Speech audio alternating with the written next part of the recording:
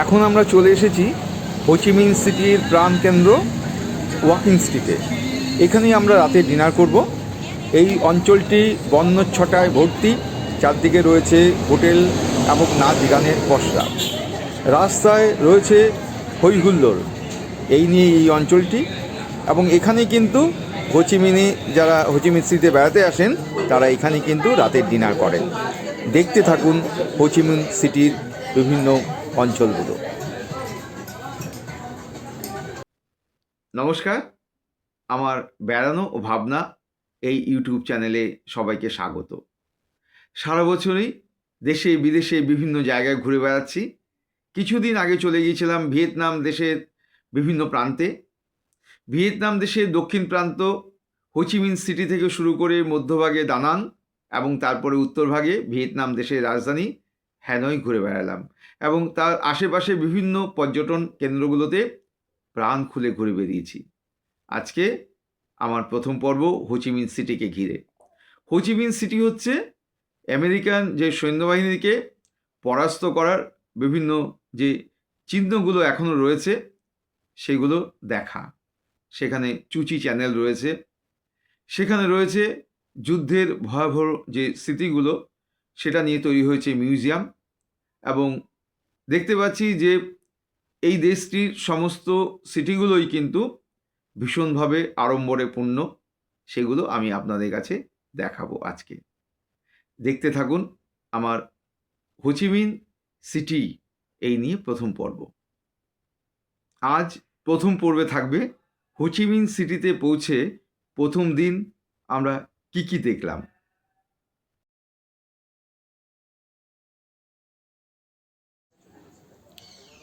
রাতে ডিনার করে আমরা ওয়াকিং স্ট্রিট ঘুরে বেড়ালাম।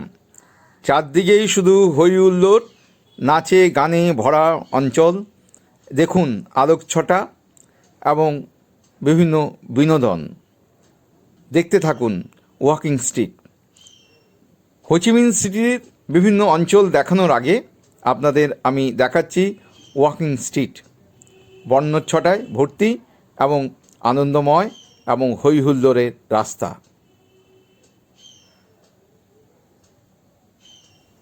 কপিরাইট হতে পারে, সেই কারণে ভয়েস ওভার দিচ্ছি। এই মিউজিক, রাস্তায় যে মিউজিক বাজছে সেটা দেওয়া যাচ্ছে না। যাই হোক, আপনারা বুঝতেই পাচ্ছেন যে কত জমকালো এবং জায়গাটা কত হই হুল্লোড়ে ভর্তি। দেখতে থাকুন আমার বেড়ানো ও ভাবনা এই ইউটিউব চ্যানেলে হোচিমিন সিটি। ভিয়েতনাম অসম যুদ্ধে আমেরিকান সৈন্যবাহিনীকে পরাজিত করার পর কলকাতা আওয়াজ উঠেছিল, তোমার নাম আমার নাম ভিয়েতনাম ভিয়েতনাম। আজ সেই দেশটি দেখতে যাচ্ছি। দমদম বিমানবন্দরে পৌঁছে গেলাম। আমরা যাচ্ছি হোচিমিন সিটি বিমানবন্দরে। 3 ঘন্টা 50 মিনিটের ফ্লাইট। কলকাতা থেকে হোচিমিন সিটির সময়ের ফারাক 1.5 ঘন্টা। যখন কলকাতায় বাজবে রাত 10টা, তখন হোচিমিন সিটিতে বাজবে রাত 11:30। ইন্ডিগোর বিমানে আমরা হোচিমিন সিটি বিমানবন্দরে গিয়েছিলাম, এবং দেখতে পাচ্ছি যে প্রচুর প্যাসেঞ্জার মানে ট্যুরিস্টরা রয়েছেন। সেটা আমরা পরে টের পাবো যখন আমরা পৌঁছবো হোচিমিন সিটির ইমিগ্রেশনে। প্রচণ্ড ভিড়। দেখতে থাকুন আমাদের ভিয়েতনাম দেশ যাত্রা। ভিয়েতনাম, হ্যাঁ। ইন্ডিগোর ফ্লাইট ঠিক রাত 8:30 দমদম বিমানবন্দর ছাড়ল। আমরা 3 ঘন্টা 50 মিনিটে আকাশপথে থাকব এবং হোচিমিন সিটিতে পৌঁছে যাব। আর রাতে কোনো খাবারের বন্দোবস্ত নেই প্লেনে। কিছু জল পাওয়া যাবে, খাবার জল, এর বাইরে আর কোনো খাবারই পাওয়া যাবে না প্লেনে। যাই হোক, আমরা প্রায় মাঝরাতে গিয়ে পৌঁছেও গেলাম। দেখতেই পাচ্ছেন যে আমরা পৌঁছে গেছি হোচিমিন সিটিতে। আমরা এখন হোচিমিন সিটি এয়ারপোর্টে রয়েছি। এই আমরা এখন ইমিগ্রেশনের জন্য এগিয়ে চলেছি।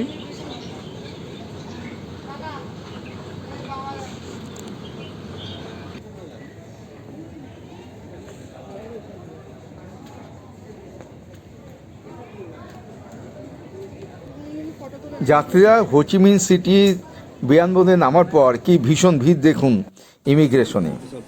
এবং এই ইমিগ্রেশনে আমাদের হোচিমিন সিটিতে ঢুকতে ছাড় পেতে লেগে গিয়েছিল 2.5 ঘন্টা। এবং সবাই অবসন্ন অবস্থা দেখতেই পাচ্ছেন। এবং এখানে বসারও জায়গা নেই, মানে নিচে বসে পড়তে হচ্ছে, চেয়ার নেই। যাই হোক, দৃশ্যটি দেখুন। হোচিমিন সিটির এয়ারপোর্টে এখন রয়েছি। আমাদের এখন 6 নম্বর বেল্ট থেকে আমরা আমাদের লাগেজ কালেকশন করব। এই হচ্ছে 6 নম্বর বেল্ট। হ্যাঁ, প্রায় 2 ঘন্টার উপর লেগে। এই উপর হচ্ছে ইমিগ্রেশন, এখান থেকে আমরা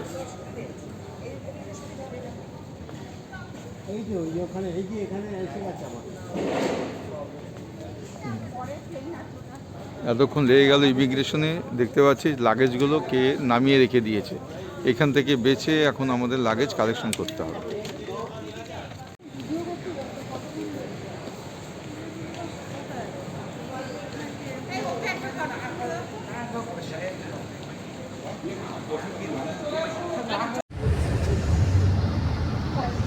প্রায় মাঝরাতে আমরা হোচিমিন সিটি ক্যানসন হ্যাট ইন্টারন্যাশনাল এয়ারপোর্ট থেকে বেরিয়ে প্রায় 7.5 কিলোমিটার দূরে আমরা বেনথান মার্কেটের কাছে হোটেলে পৌঁছলাম। হোটেলের নাম হচ্ছে অবন্তী হোটেল। প্রায় রাত শেষ হয়ে এলো, আমরা ছুটে চলেছি আমাদের হোটেলের দিকে। দেখতে থাকুন আমরা পরদিন হোচিমিন সিটিতে কোথায় কোথায় ঘুরলাম।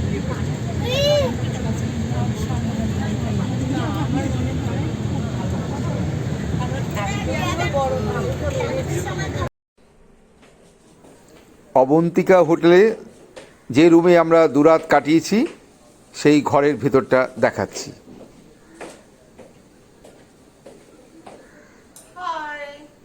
ছোটোখাটো ছিমছাম রুম।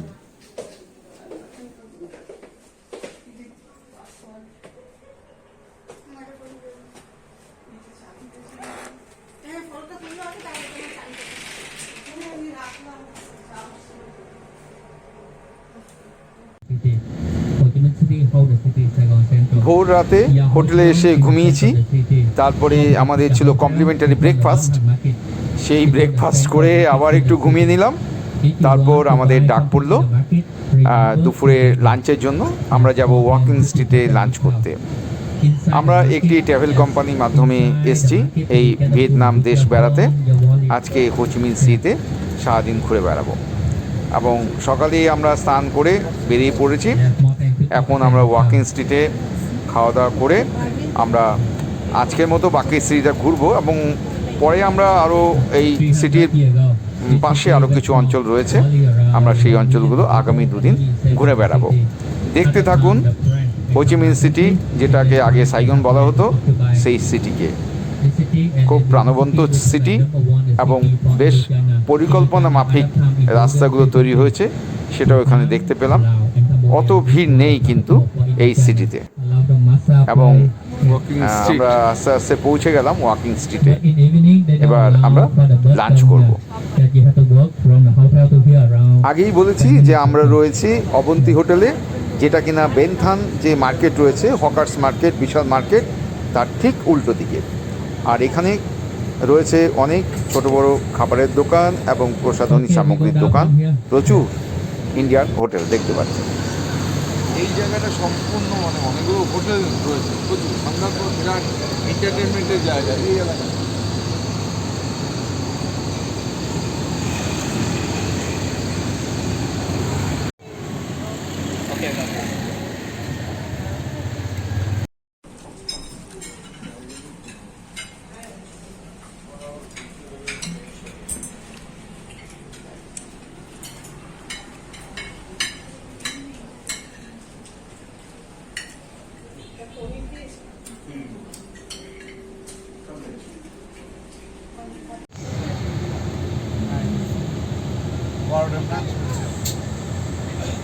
মিউজিয়াম, আমরা এখন মিউজিয়াম চলে এসেছি। এই মিউজিয়াম দেখবো এবার।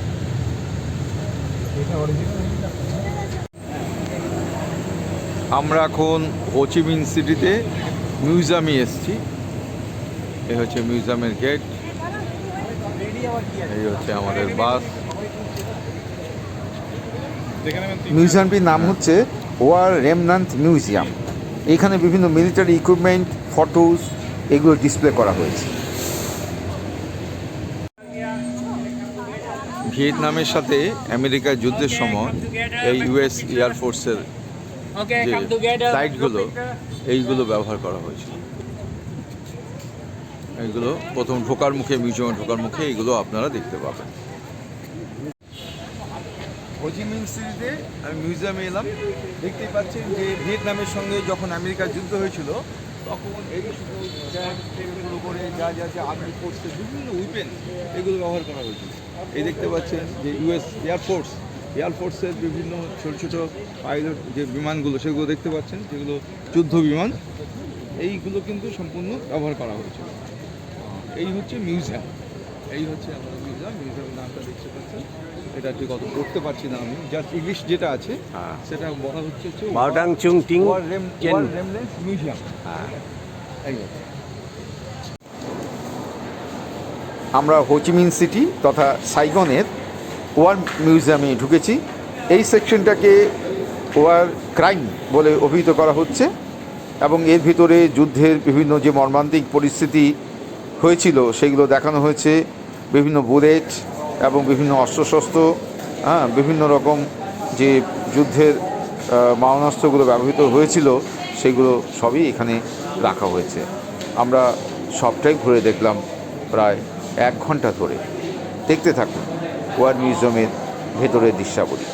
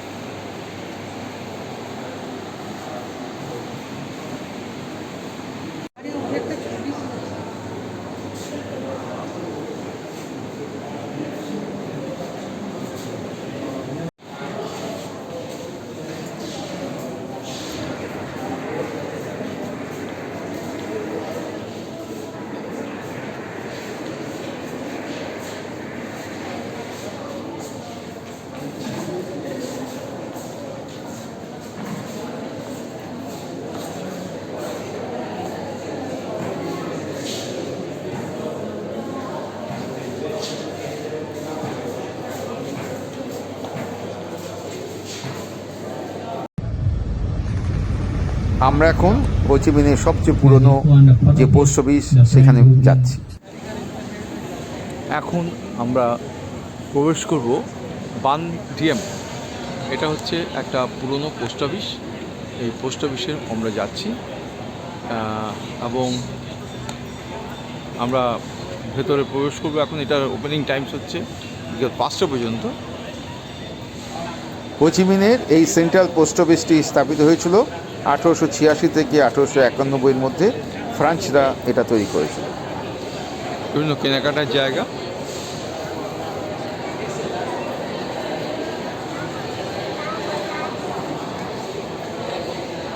এই পোস্ট অফিসের ভিতরে ঢুকলে মনে হবে যে বিভিন্ন সামগ্রী বিক্রির জন্যই যেন এটা খুলে দেওয়া হয়েছে এবং এখানে পোস্ট অফিসের কোনো কাজই হয় না। কিন্তু আমরা পরে দেখতে পেলাম আর একটু এগিয়ে ভিতরে গিয়ে যে পোস্ট অফিসের যে কাজ আছে, স্ট্যাম্প থেকে বিক্রি থেকে শুরু করে চিঠিপত্র বিলি, তার ব্যবস্থা, সমস্ত ব্যবস্থাপনাই কিন্তু এখানে রয়েছে। সেটা একটু ভিতরে ঢুকে বুঝতে পারলাম। কিন্তু সত্যি একটি চিত্তাকর্ষক জায়গা এবং বিভিন্ন সামগ্রী বিক্রির ভাণ্ডার হচ্ছে এই পোস্ট অফিসের ভেতরে।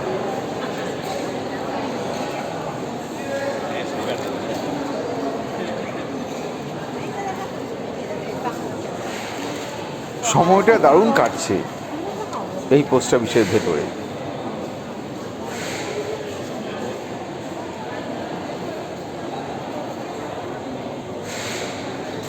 কত ধরনের চিত্তাকর্ষক সামগ্রী বিক্রি হচ্ছে দেখতেই পাচ্ছেন, তাই সবাইকে দেখাচ্ছি কিছুক্ষণ ধরে।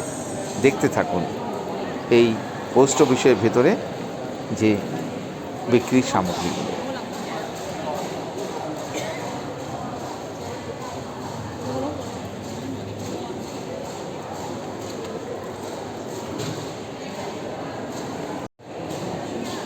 এটা একটা পুরনো পোস্ট অফিস।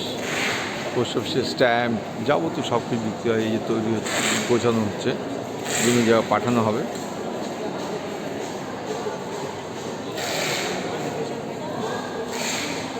এবং এর পাশে বিভিন্ন দ্রব্য সামগ্রী বিক্রিরও জায়গা রয়েছে।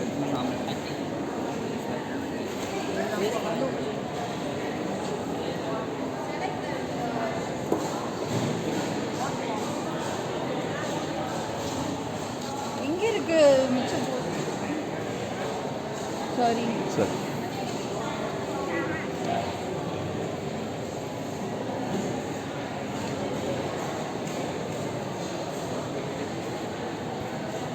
பென் இருக்காடா? বিভিন্ন সময়ের বিভিন্ন টাইম জোন ডিফারেন্সের জন্য বিভিন্ন দেশের বিভিন্ন জায়গার যে সময় চলছে, যে টাইম চলছে, সেই ঘড়ির টাইম দেখানো হয়। এই আমি এখন হোচিমিনে দাঁড়িয়ে আছি, হোচিমিন সিটিতে, সাইগন এরিয়াতে।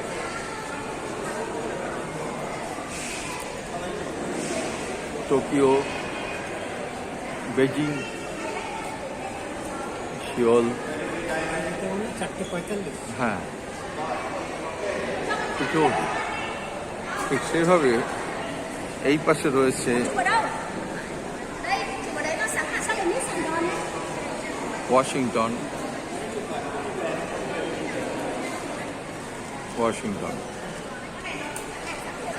ক্যালিফোর্নিয়া, প্যারিস,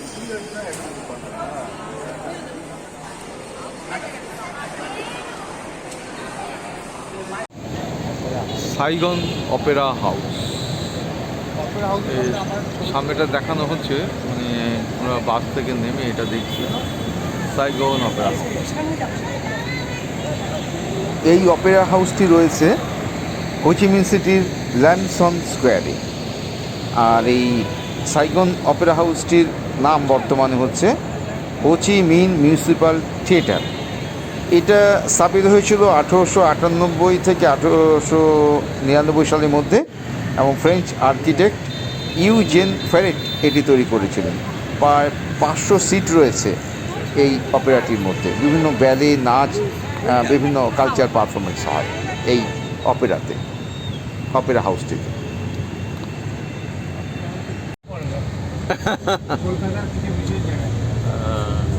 এবার আমরা যাচ্ছি ইন্ডিপেন্ডেন্স প্যালেস, যেটাকে রিইউনিফিকেশন প্যালেস বলা হয়, সেটা দেখতে।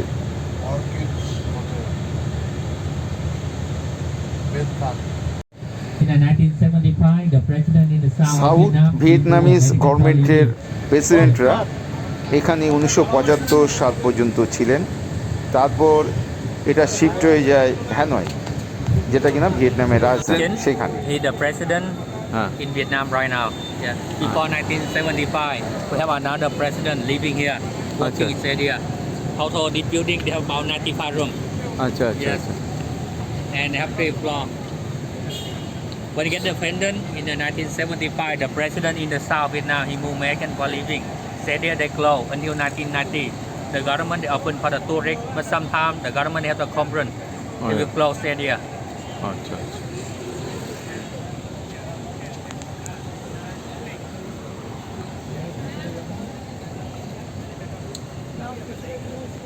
Yes, now there is president living in Hanoi. Yeah, when you go to Hanoi, you can see the parliament and the president living here, stay here. To do hospital, Ho Chi Minh সিটির মধ্যে। বাইরের দিক থেকে দেখাচ্ছি, আমরা বাসে হোচিমিন সিটি ট্যুর করছি। এই হচ্ছে টু ডু হসপিটাল।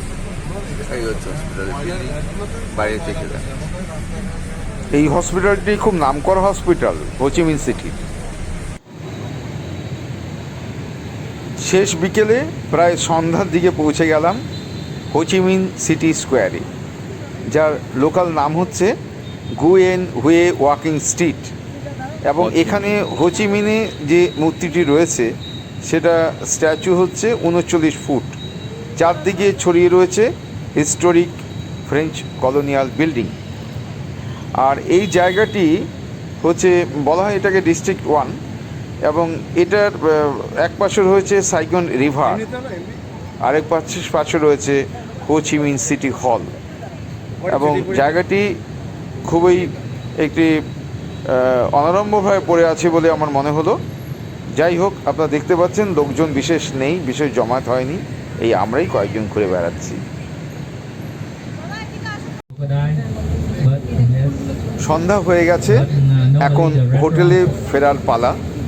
আমরা চলেছি ভিনকম সেন্টার, এটি বিশাল মল, তার পাশ দিয়ে।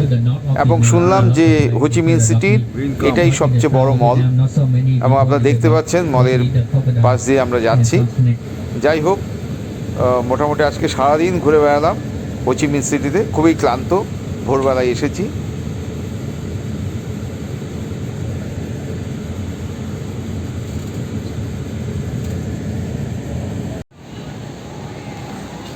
রাত হয়ে এলো, আমরা ওয়াকিং স্ট্রিটে ডিনার সেরে হোটেলে ফিরব, এবং আগামীকাল আমরা ম্যাকম ডেল্টা এবং চুচি চ্যানেল এগুলো দেখতে যাব।